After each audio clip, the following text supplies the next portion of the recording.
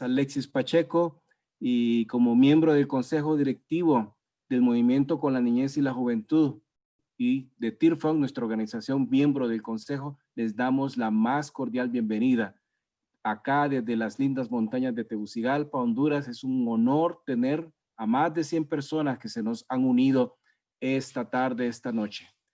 Realmente sabemos que esta transmisión, esta conexión se está dando incluso más allá del continente, pero damos la bienvenida a todos los que están desde el norte al sur e igual a muchos amigos y amigas que nos están escuchando en España.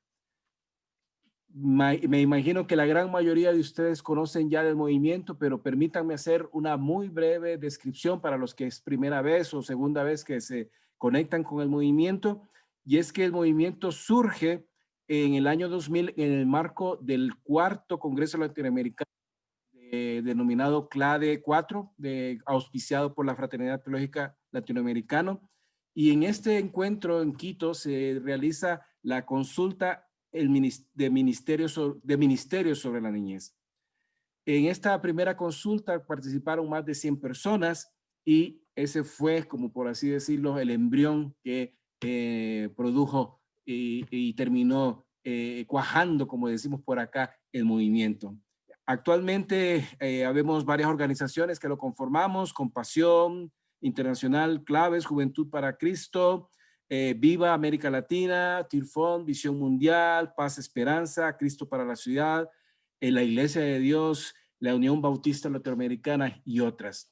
El propósito de esta iniciativa del movimiento es contribuir y colaborar a movilizar juntamente con las iglesias y las instituciones cristianas en América Latina y el Caribe hacia un compromiso con el desarrollo y la protección integral de la niñez y la juventud en procura de una vida plena. Una vida plena. También tenemos la visión de ser un interlocutor reconocido en la promoción del desarrollo integral de los niños, las niñas y los adolescentes y jóvenes, donde estos no solamente sean alguien más, sino protagonistas de su propio crecimiento, de su propio crecer y hacer.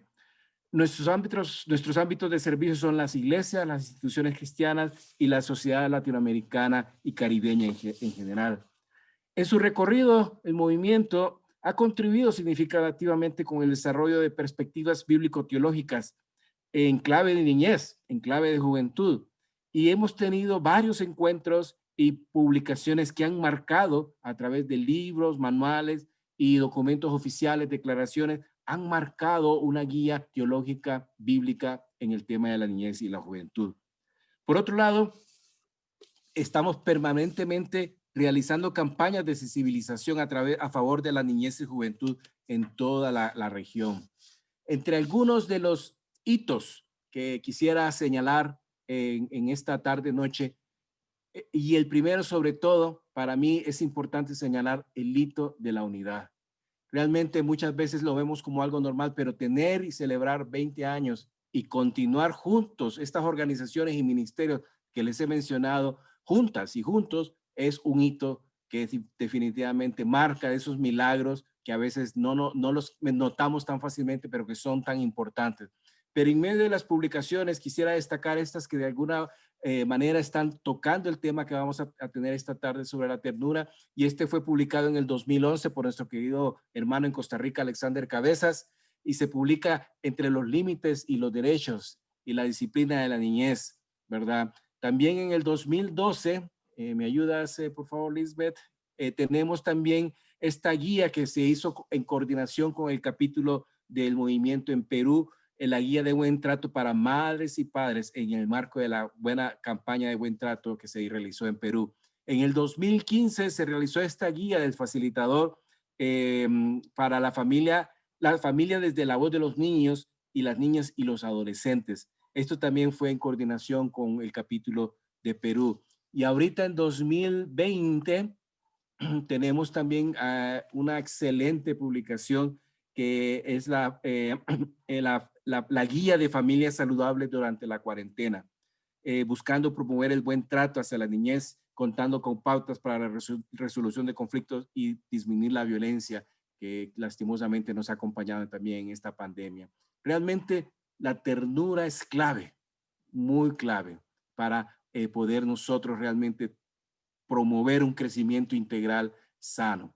Y la última cuestión que es, esto se hizo la exposición el viernes pasado en la conferencia, es las niñas y los niños preguntan, y son preguntas alrededor de la pandemia. Este todavía creo que está por publicarse, por ponerse en las redes, pero quisiéramos que ustedes lo tuvieran en mente porque realmente son materiales que de alguna otra manera pueden ser muy útiles para desarrollar en sus ministerios, en sus iglesias. Realmente, de nuevo, bienvenidos, bienvenidas. En el nombre del movimiento nos sentimos muy satisfechos y alegres de poder tenerles con nosotros. A continuación, nuestra querida... Buenas tardes una vez más a todos los que gracias Alexis por recordarnos la historia del movimiento y aquellas acciones y logros que hemos tenido durante durante estos 20 años, este recorrido. Recordamos a todos de los que nos están visualizando por todas las redes sociales y los que están dentro de la sala del Zoom, que estamos en celebración, estamos celebrando 20 años de un camino, como nos ha recordado Alexis. Muchas gracias. Y dentro de ese espacio de recorrido, ya mencionaba Alexis justamente que hemos tenido varias conexiones en varios países de Latinoamérica. Y a mí me da un gusto y es un honor para mí poder esta tarde presentar a alguien que representa a uno de los capítulos. Estoy hablando de alguien que vive en Colombia, él representa, es coordinador del movimiento con la niñez y la juventud en Colombia. Estoy hablando del pastor Rolando Rincón. El pastor Rolando Rincón es director de la Cooperación Misionera Iberoamericana del capítulo en Colombia, más conocido como Comibán. Él es el representante de la mesa misionera. Él además es director de la base regional para Bogotá de Cristo para la Ciudad, miembro del movimiento allá en Colombia. Y bueno, ya lo mencioné, él es el coordinador del capítulo por allá. Él está casado y tiene 3 hijos, así que va a ser un gusto poder compartir esta tarde con él como moderador. Adelante, Rolando, y bienvenido. Muchas gracias, Lisbeth. Un saludo especial para cada uno de los que están presentes. Bienvenidos en esta tarde a este diálogo que vamos a tener acerca de ternura y niñez, una crianza para la vida. Y en esta hora, déjenme hacer como una breve introducción. ¿Por qué este tema tan especial? Indudablemente encontramos que nuestro contexto latinoamericano es un contexto muy machista, pero encontramos algo bien especial que tiene que ver con el desamor. El desamor es una realidad experimentada de forma cotidiana en toda América Latina por más de 40 millones de personas menores de 15 años en los espacios donde el amor debería de prevalecer, en la familia, en la escuela, en nuestras comunidades y en las calles. Usted se podría pensar si su papá lo hubiera educado, lo hubiera criado de una manera diferente. Gracias a Dios por nuestros padres, pero los tiempos que estamos viviendo en estos momentos es unos tiempos donde predomina el desamor, el individualismo, el egoísmo. Y yo quiero animarles de una manera especial porque a raíz de todo esto estamos viendo algunas sociedades muy violentas donde hay jóvenes que a la edad de 14, 15, 16 años son generadores de violencia. Y la gente dice, los psicólogos y sociólogos dicen, ¿qué está pasando con nuestra juventud? Y ellos tienen que mirar hacia atrás y mirar qué es lo que pasó en la base, en la familia. Por eso hay muchas organizaciones que están tratando de construir una mejor sociedad. Y en esta hora el movimiento Juntos por la Niñez en América Latina, con todas sus expresiones, con todas las organizaciones, nos hemos volcado a mirar desde la base para poder levantar a una generación con una base sólida como es el amor. Ternura y niñez, una crianza para la vida. Así que, queridos, ustedes que están aquí en esta tarde, Sean bienvenidos en esta hora. Mientras yo voy a presentar a nuestra panelista en esta tarde, yo les animo de una manera especial que cuando ella esté exponiendo el tema, si surge alguna inquietud, alguna pregunta, por favor, ahí en el chat donde usted se encuentre, si está en el Face y en Zoom, usted pueden colocar su pregunta, su inquietud, y vamos a tener un espacio para poder responder a todas sus inquietudes. ¿Qué es lo que está pasando con toda nuestra sociedad? Porque se ha levantado una sociedad muy individualista. ¿Qué ha pasado con esos jóvenes que se están levantando? Sus padres han abandonado.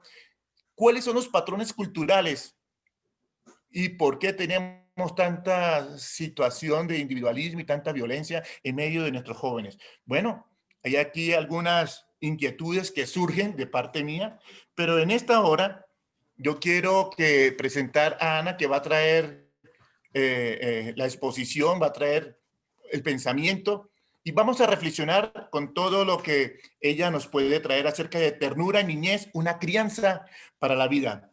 Ana es asesora regional de crianza con ternura para World Vision en América Latina y el Caribe. Ella es médico pediatra y tiene una especialización en salud pública. Ella desarrolló el modelo teórico y práctico de crianza con ternura, implementada en más de 14 países de la región. Ana es brasilera, vive en Ecuador, de familia alemana. Es una mujer con muchas culturas, pero Dios la ha tenido en América Latina con un propósito especial. Así que Ana es la autora del libro Crianza con Ternura. Ana, bienvenida en esta tarde.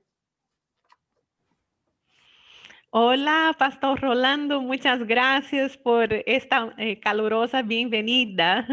Es un gusto estar aquí compartiendo con ustedes en ese momento de celebración de 20 años del movimiento con la niñez y juventud. Muchas gracias por esta oportunidad.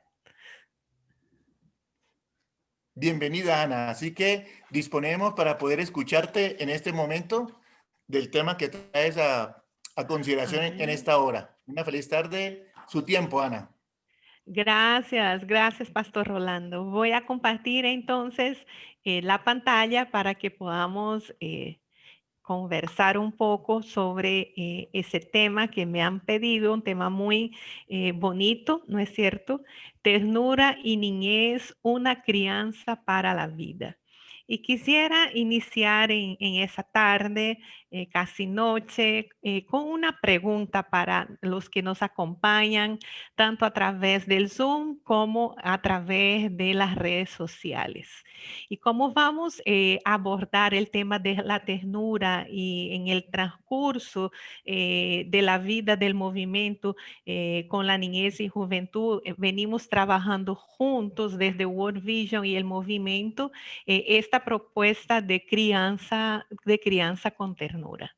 Y en los 20 años de aniversario podemos pensar que por lo menos 4 generaciones de primera infancia han sido bendecidas por el trabajo que hemos realizado junto con el movimiento. Y en los últimos 8 años venimos trabajando esta propuesta de ternura.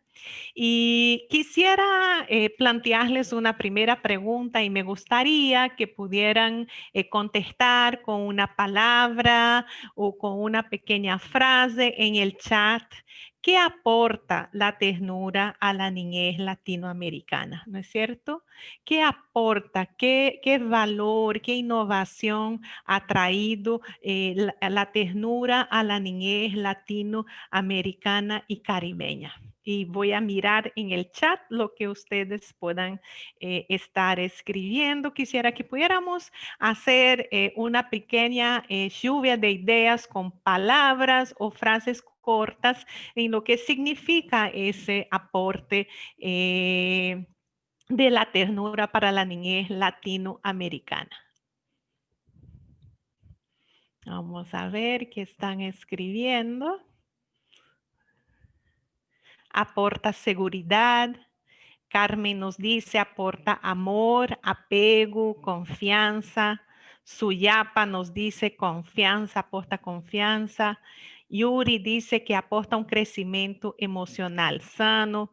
Cristel nos dice confianza en el niño. Elemi, amor. Juana Zambrano nos dice un ser humano seguro. Jessica nos comparte diciendo, aporta empatía. Albertina, vínculo. Betty, mi querida Betty, qué gusto verla por ahí también. Betty Vázquez, oportunidad y desarrollo. Seguridad, niños más libres y con confianza y seguridad, nos dice Marlene. Esperanza nos dice sanidad, qué bien. Jaime, la ternura ha traído seguridad. Mauricio León, habilidades interpersonales. Alexa, seguridad, apego. Muchas gracias. Erika, bienestar personal. Juana Zambrano, confianza, cariño, seguridad. Elsie, Sara, salud mental. Muy bien. Tatiana, desarrollo integral. Mire, que tantas cosas lindas que aporta desde vuestra experiencia la ternura a la niñez latinoamericana. En ese sentido, decir que la ternura tiene un valor en sí misma. La ternura no existe simplemente para abordar las problemáticas vinculadas a la violencia. Ella en sí misma tiene este valor y el valor que ustedes están describiendo tanto en el chat así como en las redes sociales, ¿no? Y podemos ver la ternura entonces como esta fuerza de transformación que aporta apego, que aporta salud mental, bienestar, seguridad, confianza, empatía, los ingredientes indispensables para la vida plena de los niños y las niñas. Y en el transcurso de mi presentación voy a buscar desde mi propia óptica también contestar esta pregunta, ¿no? En lo que ha sido la experiencia latinoamericana con la crianza con ternura. Y por otro lado, quisiera traer algunas preguntas que ustedes han planteado que me parecieron muy relevantes en la presentación que hizo mi colega Harold Segura, ¿no? Ahí habían algunas preguntas que creo que la ternura puede ayudar a iluminar, ¿no? No responder de manera positiva, quiero decir positiva en el sentido de que una respuesta única que aplica a todo, sino iluminar a través de esta presentación algunos aportes que la ternura puede hacer a las preguntas que ustedes habían hecho, como la siguiente. ¿Cómo uno interactúa con niños sujetos de derechos, deseos y sujetos teológicos, ¿no es cierto? ¿Tendrá la ternura un aporte a realizar ahí? Eran preguntas que ustedes hacían a Harold. ¿Cómo uno pastorea, acompaña niños y niñas sujetos de derechos, sujetos teológicos, ¿no? Y cuál es el rol de la crianza y la educación de los sujetos, de los niños y niñas comprendidos como sujetos. Así que en el transcurso de este tiempo que vamos a estar compartiendo, buscaré dar algunas pistas alrededor de estas preguntas.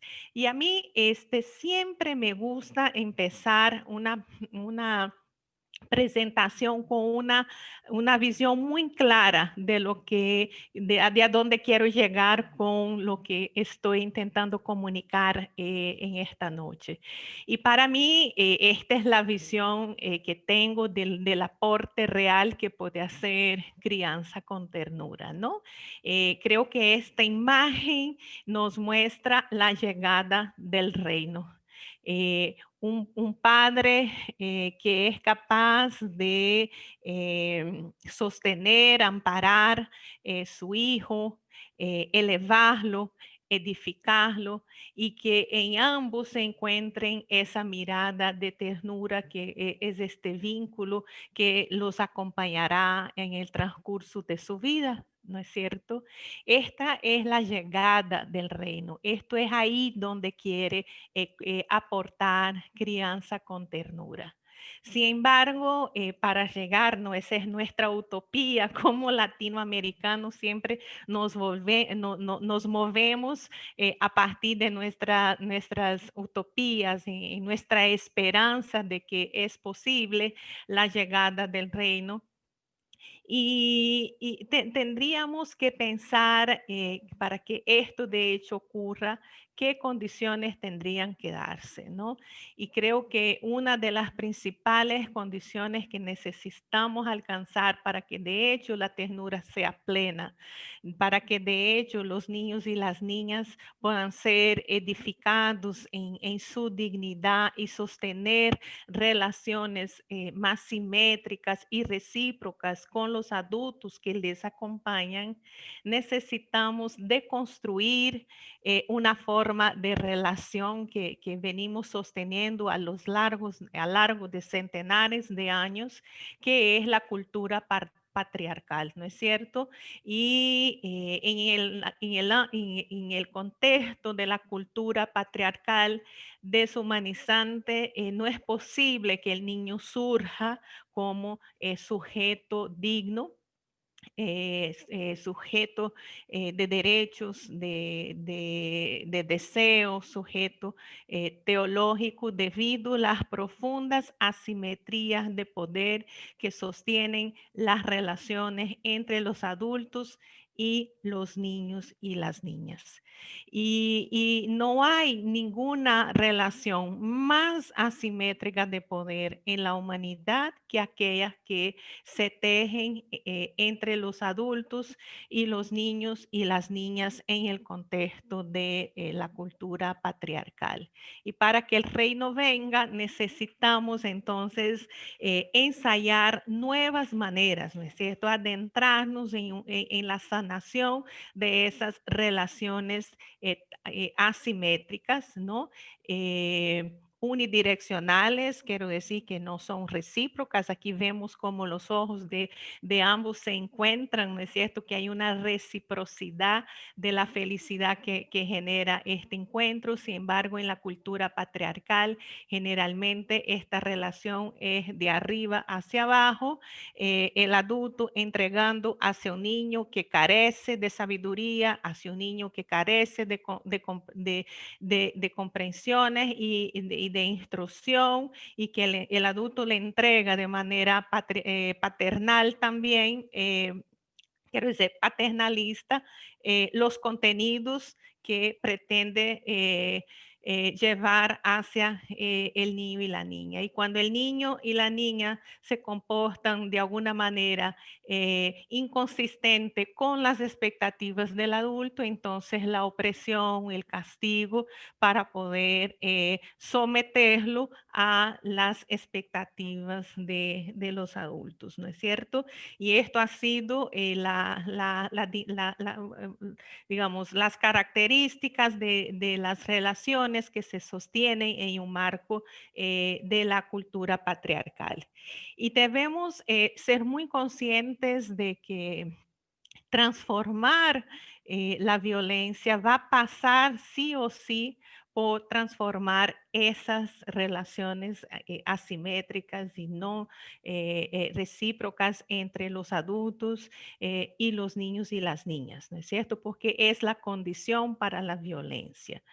Y digamos, aquí poner atención, por ejemplo, hemos hecho en América Latina, adelantado varias políticas de protección de la niñez, como la política, el marco legal que penaliza el castigo físico, ¿no es cierto? Y el trato humillante de los niños y las niñas, y pudiéramos lograr una reducción en número de casos, por ejemplo, reportados de abuso abuso y de maltrato de los niños y las niñas, sin embargo, no desmantelar esa simetría de poder, ¿no? Simplemente usar controles blandos para poder seguir sometiendo a los niños y las niñas. Ahora sí, sí, el uso digamos, de la fuerza dura del control y más bien utilizando fuerzas más blandas, pero que de igual desubjetivizan a los niños y las niñas, ¿no es cierto? Entonces, y vamos a ver más adelante cómo esto se hace, ¿no es cierto? Muchas veces los niños y las niñas que se comportan mal, que expresan gestos y actitudes de agresión, terminan siendo rotulados, ¿no es cierto?, con diagnóstico. Entonces patologizamos las conductas de los niños y los controlamos ahora con medicamentos y no con la agresión, la fuerza dura y bruta de la violencia. Entonces, estar muy atentos que si pensamos que de hecho la ternura va a ser un aporte significativo en la transformación de la violencia y adelantarnos hacia un trato con un sujeto de derecho, con un sujeto teológico, necesitamos transformar las dinámicas de poder que se sostienen entre los adultos y las niñas para no engañarnos de pensar que estamos adelantando, pero simplemente la violencia se está volviendo más blanda y más camuflada y consecuentemente más difícil de ser abordada porque se invisibiliza. Ahora bien, quisiera entrar en la ternura y lo que aporta a la niñez latinoamericana y quisiera empezar con este primer aporte. Siento que una de las dimensiones más fundamentales que aporta la ternura a la niñez latinoamericana y caribeña es la sensibilidad. Y aquí de entrada quisiera decir que la sensibilidad no es una capacidad técnica que uno necesita formar, ¿no? Sino que es condición humana y que lo que queremos hacer es cultivar la sensibilidad, es hacerla más presente en la vida de los niños y las niñas. Y si queremos trabajar, ¿no?, como movimiento con sujetos de derechos, la sensibilidad nos aporta la capacidad de mirar el invisible. En el contexto patriarcal y también en el contexto neoliberal somos muy dados a mirar lo material, lo físico, lo comportamental y juzgar a los niños y las niñas por la manera en que se están comportando, ¿no es cierto? Sin ser capaz de percibir cuál es el estado afectivo, cuál es la experiencia sobre la cual el niño puede estar reaccionando. Y lo que la ternura nos ofrece en ese sentido es la sensibilidad para poder mirar el núcleo interior del niño, o sea, mirar y percibir, ¿no?, esta imagen y semejanza de Dios, mirar y percibir la dignidad misma del niño y que de ahí entonces brote la delicadeza en el trato con que es igual a mí, sujeto, que es igual a mí, y la imagen y semejanza de Dios, que es igual a mí en condición de igualdad y que de ahí pueda brotar entonces la delicadeza y la amabilidad, porque lo que vamos a estar cuidando es la esencia misma, es el espíritu que va a trascender, que es que queremos abordar ciertamente con delicadeza, ¿no es cierto?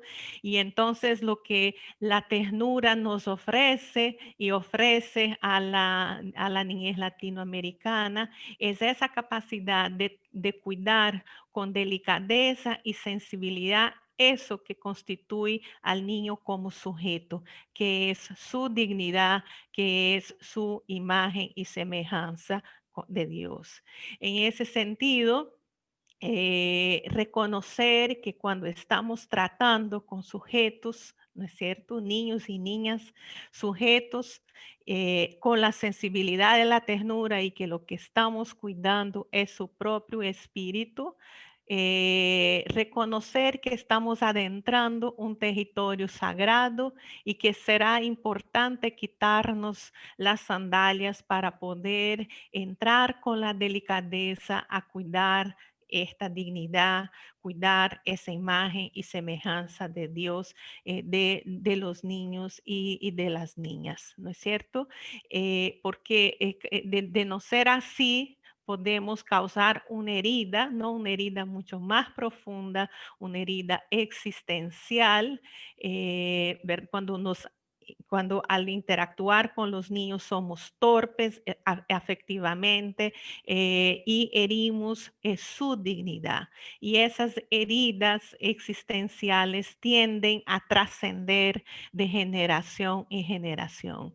Entonces, lo que la ternura, como ustedes bien habían mencionado, oferta también a la niñez y latinoamericana y caribeña es la delicadeza, la amabilidad en el trato con el otro, que es sujeto, que es imagen y semejanza de Dios y que es digno. Y por ende debo de interactuar de manera amable, delicada y sensible. Y quisiera aquí entonces traer un texto bíblico que creo nos ayuda a comprender un poco de cuando estamos hablando de sensibilidad y de lo que pueda ofertar a la niñez latinoamericana y caribeña. Y traigo aquí el texto de Samuel, ¿no es cierto? Que tenía la misión de encontrar y asignar, ¿no es cierto?, el rol de futuro rey de Israel, ¿no es cierto? Y Jesse presenta a sus hijos y Samuel se vuelve bastante impresionado, ¿no es cierto?, con los hijos y el primero que mira, él piensa, bueno, este va a ser el futuro rey, Eliab, ¿no?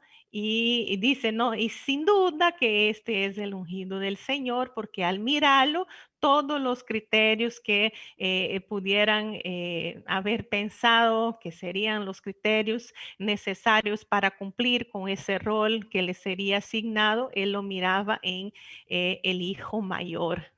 Y lo que Dios le habla a Samuel es un poco esto, la manera de ejemplificar lo que la ternura pueda traer y la voz que la ternura pueda tener para los adultos y adultas cuidadoras, ¿no? Y dice, el Señor dice, no te dejes impresionar por su apariencia ni por su estatura, ¿no es cierto? Pues yo lo he rechazado. La gente se fija en las apariencias, pero yo me fijo en el corazón.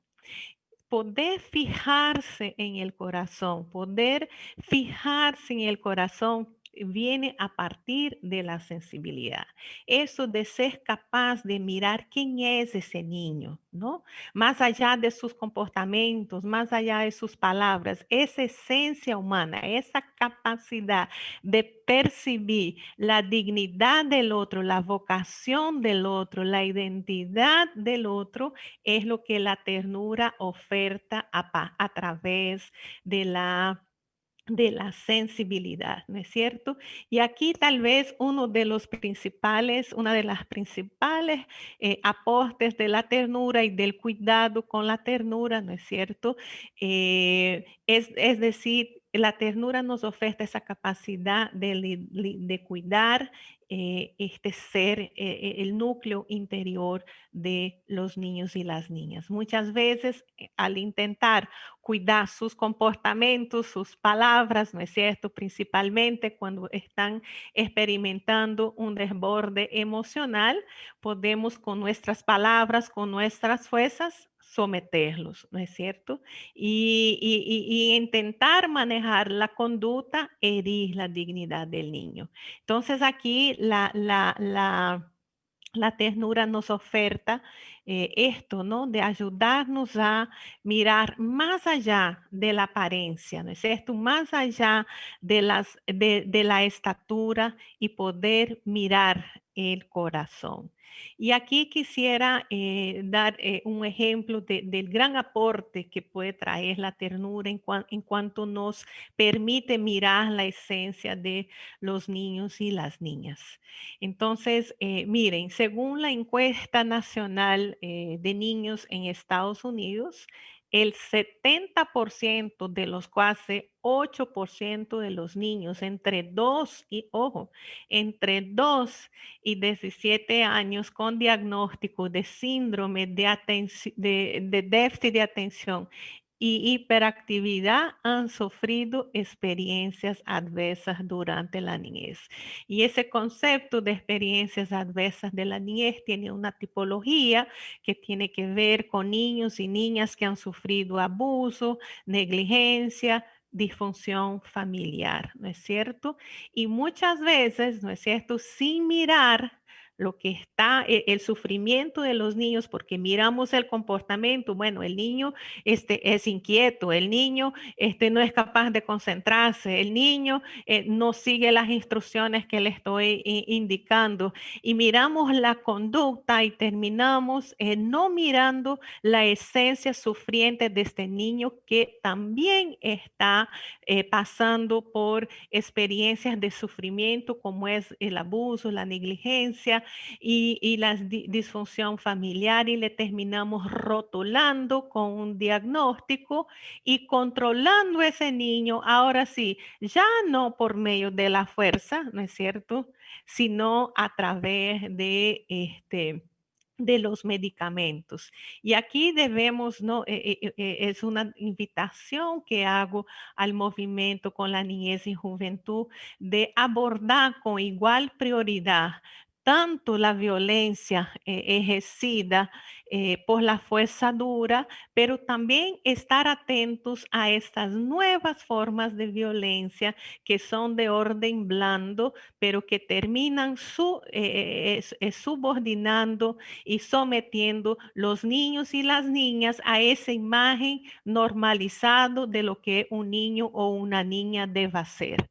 Y eso es negar su sujetualidad, ¿no es cierto? Hay múltiples de maneras de expresar lo que uno es y de convivir en armonía en comunidad, ¿no es cierto? Entonces, poder ser capaz de mirar esa esencia, de parar y percibir qué es de hecho que está pasando con ese niño, con esa niña, es lo que la sensibilidad nos puede aportar en el cuidado de ellos y ellas.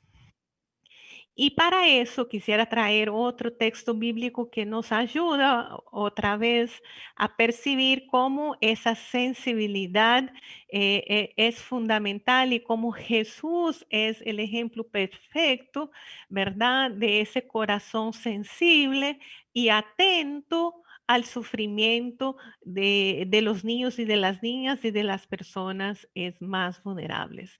Y ese texto de Lucas que trata de la niña y de la mujer enferma con flujo de sangre, Jesús iba en búsqueda, ¿no es cierto? Iba a la casa de Jairo porque su hija de 12 años estaba enferma y estaba al borde de la muerte y Jesús estaba pasando por el medio de esa multitud con esa intención, con ese deseo de llegar a atender a la hija de Jairo.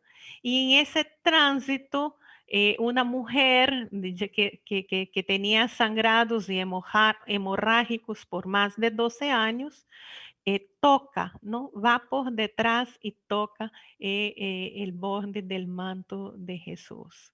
Y Jesús inmediatamente, aún en el medio de la multitud, dicen, no había multitud, las multitudes le empujaban. Él dice, ¿quién me ha tocado? ¿No es cierto? Y en medio de las preocupaciones de la mente, el deseo de ir al encuentro de la hija de Jairo, el deseo de ir llevar sanidad, en medio de multitud y tormentos, ¿verdad? Él siente que alguien le ha tocado. Y otras veces, el discípulo, en ese caso Pedro, dice, no, maestro, son las multitudes, ¿no es cierto? Otra vez, ¿no? El adulto patriarcal, ¿no? Dice, son las multitudes que te apretan y que te oprimen y tranquilo. Y Jesús dice, no, que alguien me ha tocado, ¿no? Que alguien me ha tocado y replicó, yo sé que de mí ha salido poder, ¿no es cierto? Y entonces la mujer, al ver que ya no podía pasar inadvertida, entonces pues dice, bueno, yo fui la que le ha tocado y conta pues la razón por la cual ella lo hizo. Entonces aquí decir que la sensibilidad es lo que nos permite mirar ese sufrimiento que el otro está incurriendo, que el niño y la niña pueden estar experimentando y lo que nos detiene, ¿no es cierto?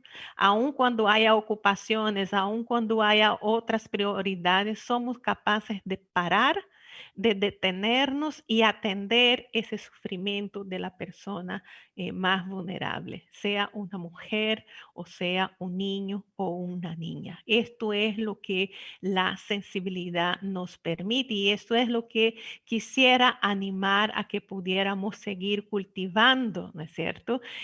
No transformar esa sensibilidad en una capacidad técnica, sino que realmente cultivar una espiritualidad que nos permite conectar mejor con el ser existencial de los niños y las niñas, con su sufrimiento y poder ser respuesta oportuna a ellos y a ellas.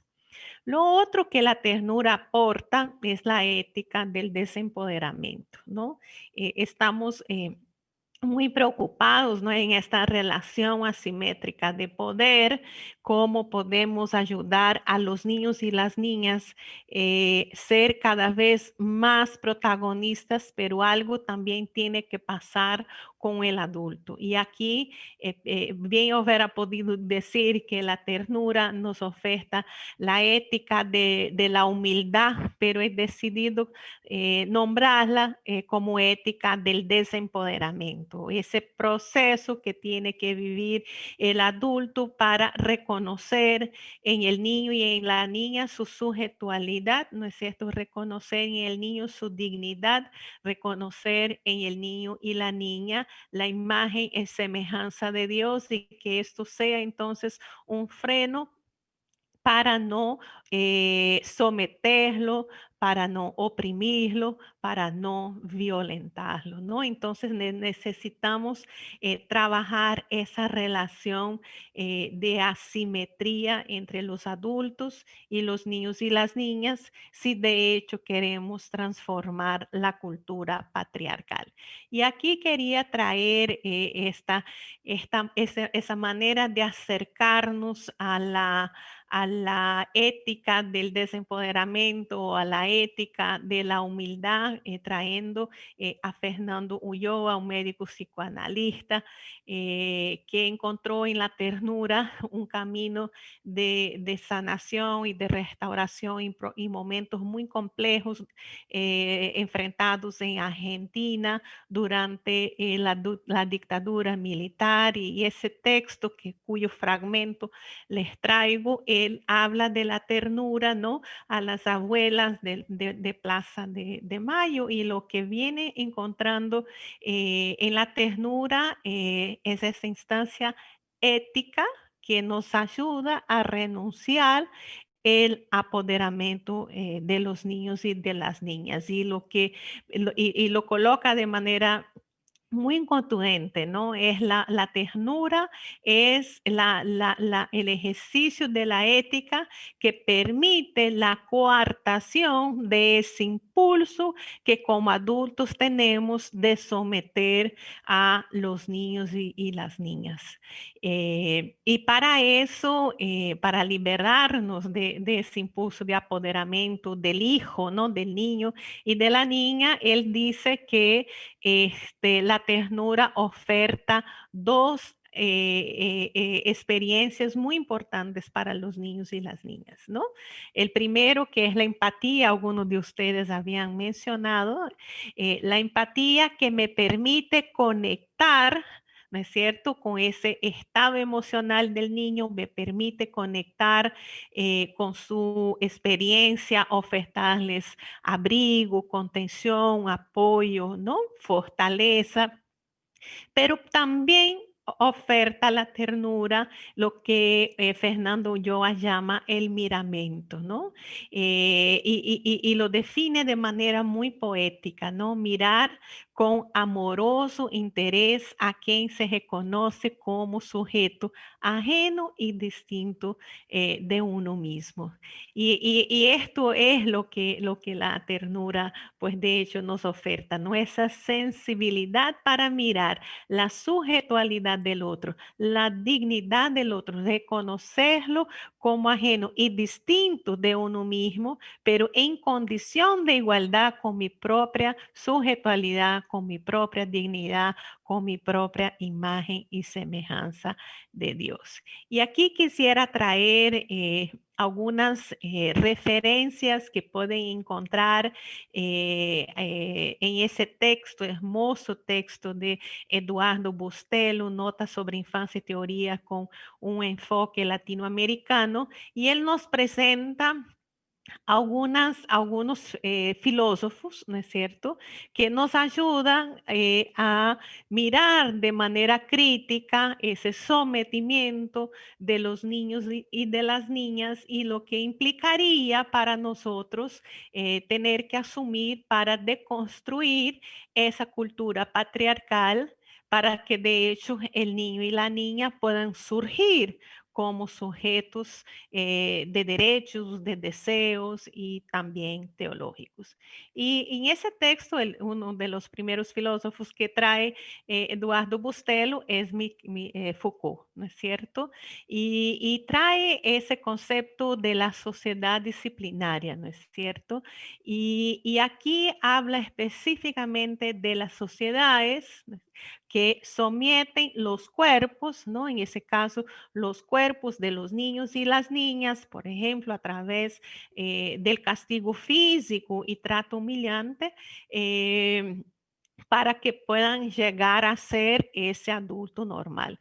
Esos niños y niñas que no se están comportando, ¿verdad? Como el adulto espera o como quiera que cuando sea adulto se comporte, entonces justifican esa anomalía comportamental en nombre del futuro adulto que llegará a ser y para eso necesitamos entonces someter el cuerpo, eso es lo que Foucault llama de biopoder, ¿no es cierto?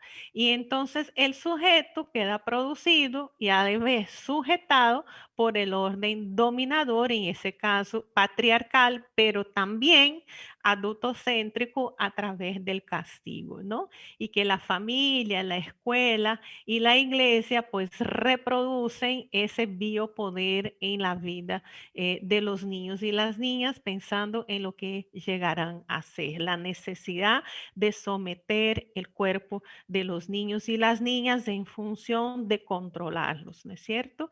Y para eso el panoptismo, ¿no? Es el mecanismo que Foucault presenta, ¿no? Eso quiere decir una vigilancia central continua y sobre todo lo que el niño hace, ¿no? Y tiene que hacer para mantener visible ese cuerpo del disciplinamiento y al mismo tiempo invisible y oculto el disciplinador.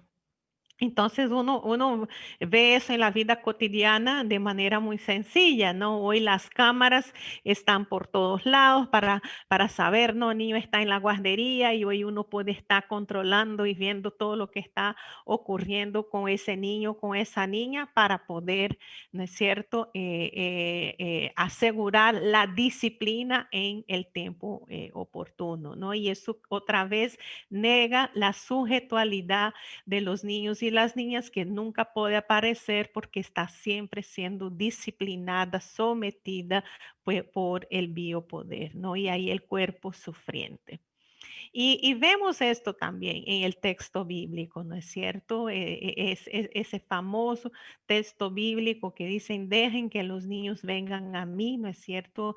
Una respuesta ante una respuesta que brota de la indignación de Jesús frente a los discípulos que estaban impidiendo que los niños y las niñas, ¿no es cierto?, pudiesen acercarse a ellos. Entonces, impidían que sus cuerpos pudiesen llegar, colocaban distancia entre Jesús y el niño y la niña, ¿no es cierto? Este es otro. Y aquí tal vez importante reconocer, como decía, ¿no? O sea, la ética de la humildad es reconocer que para poder interactuar con esos niños y niñas sujetos, ¿no es cierto? Sin ejercer el biopoder, el sometimiento de sus cuerpos, nosotros como adultos necesitamos pasar por un proceso de humildad, ¿no es cierto? Esto de ser capaz de mirar en el niño y la niña un igual al adulto, un igual en tanto a su sujetualidad, un igual en tanto su dignidad, un igual en tanto su imagen y semejanza de Dios. Ahora bien, si bien Foucault nos presenta, ¿no?, la sociedad del disciplinamiento, y hay N libros y programas de disciplina, ¿no?, que reproducen esa lógica de la disciplina positiva, pero siempre implica el sometimiento, ¿no es cierto?, de la sujetualidad del niño en función a la del adulto, y una imposición sobre el niño y la manera en que cómo debe ser y comportarse, ¿no es cierto? Sin embargo, Deleuze propone, también otro filósofo francés, este tema de la sociedad del control. Y aquí es donde quisiera que como movimiento también pudiéramos focalizar también nuestra atención. Hemos focado en gran parte en esa sociedad de control que a través del biopoder somete el cuerpo de los niños y las niñas a las expectativas del adulto. Sin embargo, hoy a través de las sociedades de control, eso se hace de manera mucho más discrecional y hay veces inclusive invisible, ¿no? Digamos, en la experiencia. Y aquí lo que Deleuze nos dice es que ese tránsito, ¿no?, de las sociedades disciplinarias que todavía somos a las sociedades de control a través de los medios de comunicación masiva y de marketing, ¿no? O de mercadeo y de las neurociencias. Ya no es necesario que yo use la fuerza para someter el niño a la voluntad del adulto. Puedo hacer esto de manera mucho más encantadora y dócil, ¿verdad? Pero seguir sometiendo los niños y las niñas a la voluntad del adulto y también a la voluntad del sistema, ¿no es cierto? Y el sistema que aquí hablando neoliberal. Es mucho más fácil poner el niño y la niña delante de una pantalla y encantarlos desde pequeños, ¿no? A través del entretenimiento, del espectáculo, de cómo debe ser ese niño, ¿no? Y ir moldeando ese niño a través de los medios de comunicación y tecnologías y seguir ¿verdad? De manera mucho más dócil ese control de lo que ellos son y de lo que podrán llegar a ser, ¿no es cierto? Y aquí trae de luz ese sentido de lo que se llama la invaginación, y eso es el pliegue interior de la exterioridad a través de la máquina manipuladora y controladora cuyo rasgo central es la mercantilización. Entonces aquí los niños terminan siendo construidos no como sujetos de derechos, sino como personas, clientes y consumidores, ¿no es cierto? Alejándolos de su vocación, alejándolos de su identidad. Y aquí la crítica, ¿no? Importante que hace de luz al mercadeo, ¿no? Ahora el instrumento de control social es el marketing, dice, ¿no? Y en él se forma la raza descarada de nuestros dueños. El control se ejerce a corto plazo y mediante una rotación rápida, aunque de forma continua y limitada, ¿no? El Ana. hombre ya no está encerrado, como decía Foucault, en las instituciones, ¿no es cierto? En los manicomios, en las cárceles, en las escuelas, pero ahora lo que está es endeudado, ¿no es cierto? Y que ser sujeto, autónomo, pensante, con capacidad crítica, se vuelve cada vez más raro, ¿no? Porque ese germen, ¿verdad? De la cultura neoliberal, consumista, etcétera, atrapa la mentalidad de los niños y las niñas de manera muy sutil, pero profundamente intencionada, ¿no es Doctora cierto? Ana, Ajá. discúlpeme, tenemos preguntas en el chat y Ah, yo sé bueno. que aquí podríamos nosotros seguir conversando hasta las 8 o 9 de la noche, ¿sí? Pero agradezco, de verdad que sí, quiero rescatar, resaltar unas palabras para empezar a dar respuestas a algunas preguntas Por favor, que nuestros amigos han escrito allí en el chat. Así que vamos a escuchar, vamos al voy a chat. leer algunas, ¿sí? Ah, Del bueno. una pregunta del Facebook, doctora. ¿Cómo las personas adultas pueden tratar a la niñez en esta sociedad en un contexto de violencia y se genera una espiral de violencia dentro de los sistemas patriarcales? Ajá, creo que parte lo estaba intentando construir en el sentido de que siento que primero hacernos cargo y reconocer que todos somos creados bajo esa cultura patriarcal, ¿no es cierto? Y que todos de alguna manera necesitamos reconocer que reproducimos ese tipo de cultura, ¿no es cierto?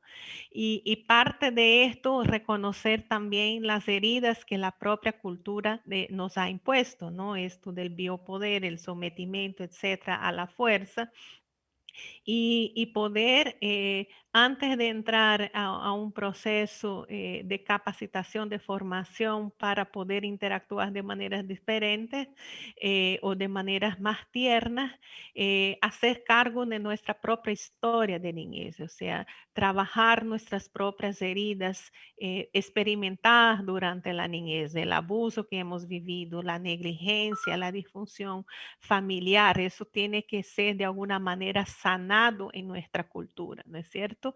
Arrastramos con la colonización, arrastramos con la esclavitud, arrastramos con las heridas de las dictaduras, etcétera, y todo ese sufrimiento latinoamericano que es transgeneracional requiere ser reconocido y sanado. Entonces siento que hay un trabajo previo, ¿no es cierto?, a esto previo a la construcción de las capacidades, está ese proceso de sanación.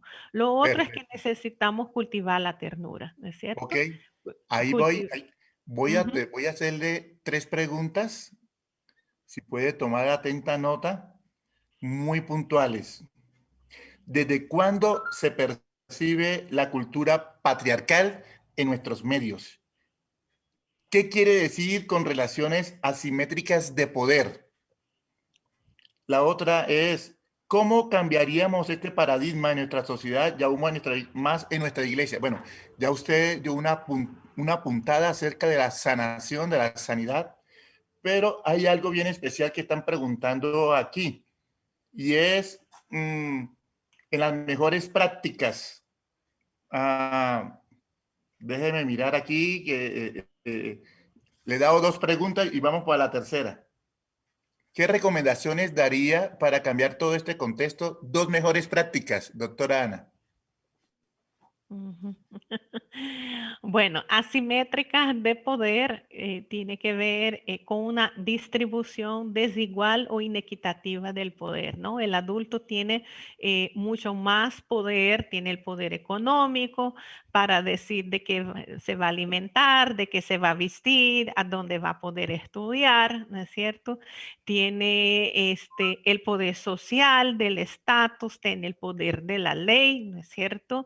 En tanto es obligación de los adultos desarrollar las condiciones para que los niños y las niñas puedan realizar sus derechos, tiene el poder de la experiencia, el poder de la capacitación, de la educación, etcétera. Y ese niño, si uno mira el que está, ¿verdad? Ahí en la foto se ve totalmente dependiente de este adulto, ¿no es cierto? Y entonces es muy difícil y ahí la invitación que Jesús nos hace, es decir, lo que la ternura invita, que es esa ética de la humildad, es decir, cómo yo interactúo con ese niño y esa niña en condición de igualdad, ¿no es cierto? Esa es la invitación que Jesús hace. Al menos que ustedes cambien, dice, ¿verdad? Y se vuelvan como esos niños, o sea, Jesús dice, encuéntrese en la condición de niño, en la condición de igualdad con los niños y las niñas, aún siendo profundamente diferentes, pero interactuando en reconocimiento de esa dignidad, ¿no es cierto? Entonces, volver esa relación más asimétrica tiene que ver con incluir a los niños y las niñas, es decir, no los impidan a que tengan un encuentro legítimo y amoroso con los adultos que los cuidan, ¿no? En el caso del texto de Mateo, perdón, de Marcos con Jesús. Entonces, invitar a la pregunta, cosa que el movimiento ha hecho de manera muy linda, ¿no? Estuve en la sesión anterior a invitar a las preguntas de los niños, llevar esas preguntas a serio, reorientar nuestro quehacer del movimiento a partir también de la voz y de la experiencia del propio niño y niña, ¿no? Entonces, eso tiene que ver con construir interacciones más simétricas, más donde hay una distribución más justa del poder entre el adulto y los niños y las niñas. Y con respecto al cambio, ¿no? ¿Cómo hacer para cambiar? No hay respuesta sencilla frente a esto, pero siento que la invitación que Jesús nos hace es a esa ética de la humildad, ¿no? Lo que Fernando Ulloa decía, bueno, que la ternura sea esta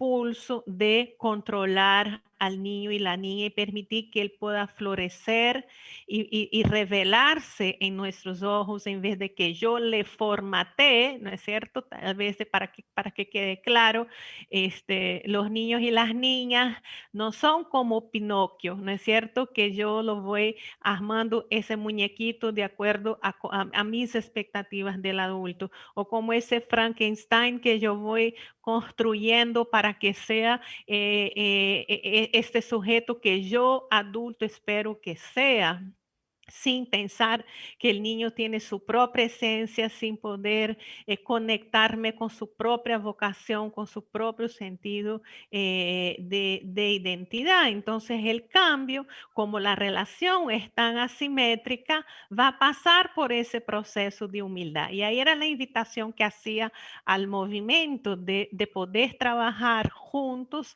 esa ética de la humildad, esa ética del desempoderamiento para para que no haya el sometimiento, ¿verdad? A partir de las sociedades disciplinarias, ni tampoco controladoras del niño y la niña, y que lo que él es pueda surgir y manifestarse, y que nosotros acompañemos, generemos las condiciones para que los niños y las niñas se puedan revelar ante nosotros y que Perfecto, podamos doctora Ana. aprender con ellos. Correcto. Qué bien, doctora Ana. Muchas gracias por dar claridad en este asunto. Y quiero, ya respondiste a esta pregunta. Van otro bloque de 3 preguntas. Se dispararon las preguntas. Muchas gracias. Joel Espinosa está preguntando, si la visión de Jesús es contracorriente, ¿por qué nos basamos en sistemas culturales que replicamos cada generación? Primera. Si la visión de Jesús es contracorriente, ¿por qué estamos repitiendo siempre esto? Lo segundo, Tatiana está preguntando, ¿cómo podemos recuperar y comenzar a fortalecer la ternura en nuestro hijo? ¿Y qué cita bíblica podemos trabajar para este fortalecimiento?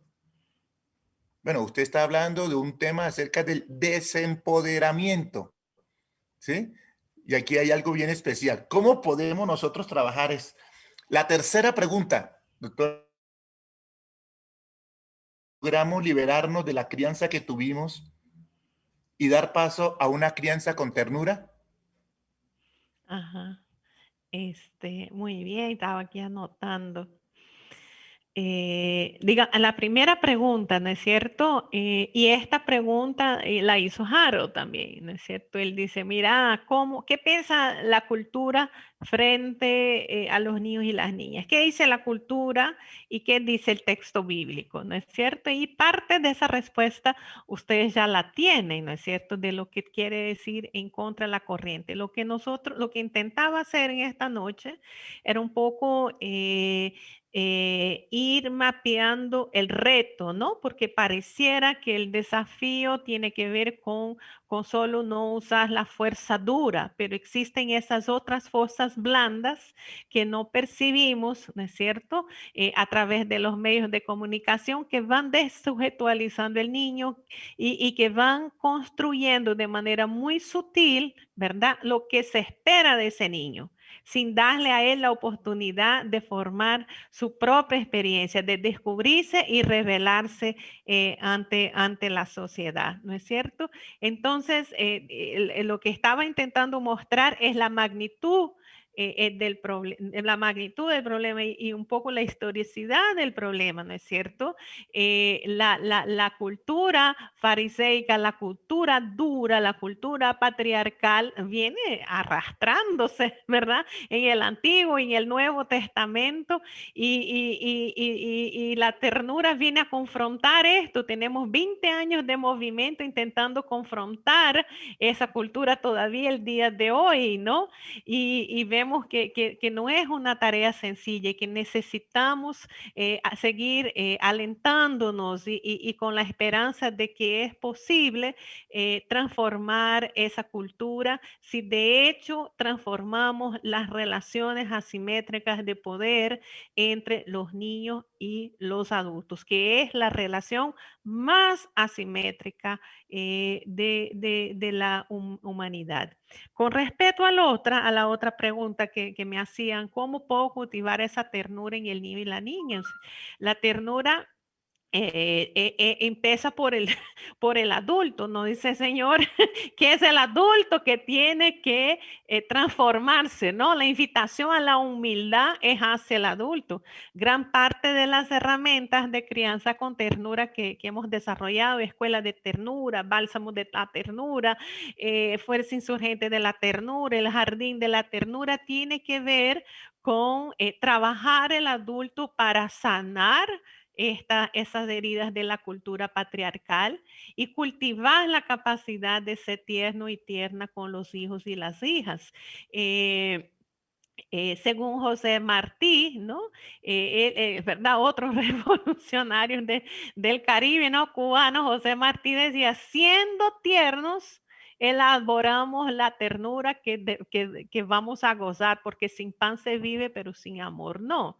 Entonces, según José Martí, lo que está diciendo es que el niño aprenderá de la ternura, cultivará la ternura en cuanto uno como cuidador, uno como educador, uno como pastor sea tierno, ¿no? Por eso decía de entrada que la ternura no era una capacidad, sino que es es condición humana que yo tengo que cultivar. Y cultivar esa ternura significa interactuar con los niños y las niñas, ¿verdad? Con ese miramiento que decía Fernando Ulloa, con esa capacidad de mirar el niño como diferente de mí, pero igual en dignidad y consecuentemente debo de interactuar con ellos de manera empática, amorosa, amable y delicada para no herir esa dignidad, ¿no es cierto? Entonces, el trabajo comienza con el adulto. El trabajo comienza con el adulto, el trabajo comienza con transformar el adulto y por eso es abrazar esa invitación que Jesús nos hace de ser transformados y pasar por ese camino de humildad, de desempoderamiento para interactuar en condición de igualdad con los niños y las niñas, ¿no es cierto? Y creo que había una pregunta sobre sanación, ¿no?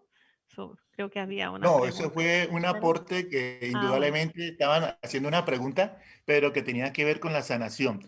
Ok. Agradecemos a todos los amigos que están escribiendo en el Facebook y por motivos de tiempo, que allá me están el tiempo, pero quiero algunas personas que han estado levantando la mano, sería bueno que escribieran sus inquietudes, sus preguntas en el chat. Quiero animarles a algo. La última pregunta, doctora Ana, muy puntualito, muy concreto. Y es, hoy hay niñas y niños criando, formando a otros niños. Es decir, niñas madres desde los 12 y 13 años. ¿Qué consejos o sugerencias para estas niñas enseñarles a criar con ternura cuando ellos todavía no han sido formadas? Sí, ciertamente tenemos una deuda con las madres adolescentes y también con las madres niñas, ¿no es cierto? Y aquí otra vez el acompañamiento de la comunidad de estas madres adolescentes, de esas madres niñas. Sabemos cuanto menor la edad de la madre, mayor el riesgo de que esa gestación ha sido fruto del ejercicio de la violencia y sometimiento de los cuerpos de las niñas, ¿no es cierto? Entonces, que criar a un niño en esas condiciones va a implicar un ejercicio comunitario de acogida de la madre y del niño y de la niña, ¿no? Que las comunidades podamos ser comunidades eclesiásticas que acogen a la niña y que hoy es madre, que pueda ella descubrirse amada y aceptada, igual su hijo amado y aceptado y acompañados, ¿no? Edificados, alimentados en el espíritu, en la educación, para poder crear en comunidad, ¿no? Los niños y las niñas. Esto siempre dice, se necesita toda una comunidad, ¿no es cierto?, para crear un niño y una niña. En estas situaciones la sociedad le ha juzgado bastante de manera muy dura a las niñas y las adolescentes, ¿no? Y eso es algo que necesitamos sanar en la manera de abordarlas, ¿no? Y trabajar todo ese tema de la sexualidad de los niños, de la sexualidad de las adolescentes, las relaciones, acompañar las relaciones afectivas que entablan los y las adolescentes y animarlos, ¿no?, a vivir de manera digna en estas relaciones. También vemos que hay mucha violencia, infelizmente, en las relaciones de noviazgo, ¿no? O sea, reproducimos esta violencia que vivimos en nuestra familia y la reproducimos en la vida de nuestras primeras parejas, ¿no es cierto? Y entonces ahí también hay un trabajo muy importante a ser llevado a cabo también con el aporte del movimiento de las comunidades de fe también. Doctora Ana, queremos agradecer este tiempo. Indudablemente, desde el ángulo que nosotros miremos, la esencia amorosa que estamos revelando, la esencia amorosa de la humanidad, describen al sistema humano como uno que está hecho para amar y que depende del amor para su existencia plena. Así que, queridos, en esta hora, desde el ángulo en que nosotros miremos, la humanidad es revelada que usted y yo fuimos criados con un propósito para amar y ser amados. Así que la crianza con ternura que esta tarde la doctora Ana ha compartido fundamenta esencialmente la ternura como un enfoque de desarrollo humano y social a partir de la crianza que rescata a la humanidad de su propia esencia, que es el amor. Por algo, el Rey de Reyes, el Maestro dijo, amaos los unos a los otros. Entonces yo les animo de una manera especial a agradecer cada uno su participación y ahora yo le cedo el turno a nuestra coordinadora del movimiento en América Latina, a la doctora Lisbeth Sousa. Liz. Gracias, Rolando. Gracias, Anita. La verdad es que gracias, Alexis. Quédense allí con las cámaras. Anita, si me permites compartir, mira, hay muchas personas que están muy deseosas de poder contar con la información que tú nos has brindado. Quiero decir a los amigos y amigas que gracias a tu disponibilidad van a tener esto disponible en la web del movimiento. Sabemos que es muy rico, o sea, es muy retador todo lo que tú siempre nos compartes y todo el aporte que durante los 20 años has venido haciendo para el movimiento. Y como mencionaba Rolando, es en este proceso de amar y hacer lo que Jesús nos manda, ¿no? Gracias, una vez más, gracias. Yo voy a compartir, quédense por favor en cámara, voy a compartir nomás algo pequeño, porque no quiero dejar en lo que voy compartiendo, no quiero dejar de mencionar que Anita a nivel de Latinoamérica está haciendo un gran aporte desde la organización en la que ella está, desde World Vision, y de hecho, como lo decía, para el movimiento, su contribución también durante estos 20 años. Así que, Anita, muchas gracias. Gracias por tu servicio en favor de la niñez en el transcurso de estos 20 años del movimiento con la niñez y la juventud. De verdad te agradecemos porque decían en los comentarios que han visto cómo el movimiento también ha ido transcurriendo el camino, creo que avanzando, y eso lo han hecho líderes como tú y las personas que han acompañado al movimiento. Y este pensar de que es nuestra responsabilidad como adultos, el trato tierno hacia la niñez como una forma de ir en contra de la violencia hacia ellos. Gracias de verdad, Anita, estamos cordialmente agradecidos. Sabemos que hay muchas preguntas. Yo siempre les digo a los expositores que nos vamos a quedar con el compromiso de que podamos resolver esas dudas que han quedado en las redes o en el Zoom para poder pues contribuir y seguir aprendiendo juntos. Así que esto, Anita, es para ti. Muchas gracias, de verdad. Gracias. Quiero agradecer también a Rolando esta tarde, que le ha tocado un rol muy difícil de moderar los tiempos y las preguntas, porque queremos más y más siempre. Pero gracias porque hemos aprendido. Y gracias, Rolando, también por contribuir. Gracias por tu servicio en favor de la niñez, también allí desde Colombia, desde donde estás, con todos los roles que tú cumples. Y gracias porque motivas a la movilización de la iglesia para nuevas generaciones. Muchas gracias, Rolando. Y Agradecerte, Alexis. Gracias, Alexis Pacheco.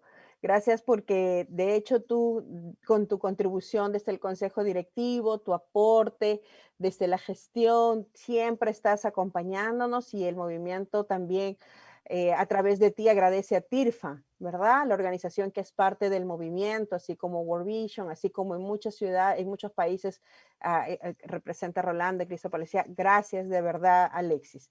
Estamos contentos, gracias por acompañarnos ahora representando al Consejo Directivo, que están, muchos de los miembros del Consejo Directivo han estado presentes, así que estamos muy agradecidos a ellos también. Bien, no quiero dejar de mencionar a las personas que nos están siguiendo para terminar esta parte de agradecimiento, que si tienen preguntas y respuestas sobre lo que sigue, las siguientes conferencias, la pueden encontrar en nuestra página web. Allí hay una serie de preguntas frecuentes. Una de las preguntas frecuentes que hemos recibido, ¿qué hacemos? ¿Tenemos que volver a inscribir? Sí, por favor. Es un tema de seguridad en cuanto al Zoom que hemos tratado de cuidar. Vamos a tratar de que solo sea su nombre y su correo en lo más sencillo posible, pero si usted quiere continuar con el ciclo de conferencias, va a ser muy necesario que por favor dele un clic a inscribirse, nombre y correo electrónico. Y así va a recibir el enlace con tiempo. Muchas gracias. Allí están Lisbeth, algunas preguntas. antes de concluir, ¿sería posible preguntar si Ana Greller tiene por escrita su exposición, ya que es un llamado de muchos de los participantes de querer tener completa la exposición y no sé si la tienes por escrito, Ana, para que la puedas compartir, estimada? Sí la tengo y tengo el compromiso de enviarla el segundo después de colgarla. La llamada. ¿Verdad, Liz? Sí. No te preocupes, Alexis. Más bien, gracias, Anita, que sé que como usted, todos ustedes en diversas agendas, aún desde casa, en diversas agendas, ella se comprometió, Alexis, y eso es lo que estamos prometiendo a nuestros amigos. La van a encontrar en la página web del movimiento, movimientonj.org. Allí van a estar, y están las anteriores también. Gracias, Anita. Ahí está la sección de preguntas. Si desean tienen alguna duda, también está abierto el correo de movimiento, info@movimientonj.org. Allí le brindamos mayor información. Y finalmente, déjeme por favor invitarle una vez más a la siguiente conferencia. Viernes, esta vez nos encontramos viernes 23 de octubre con la doctora Magdalena García.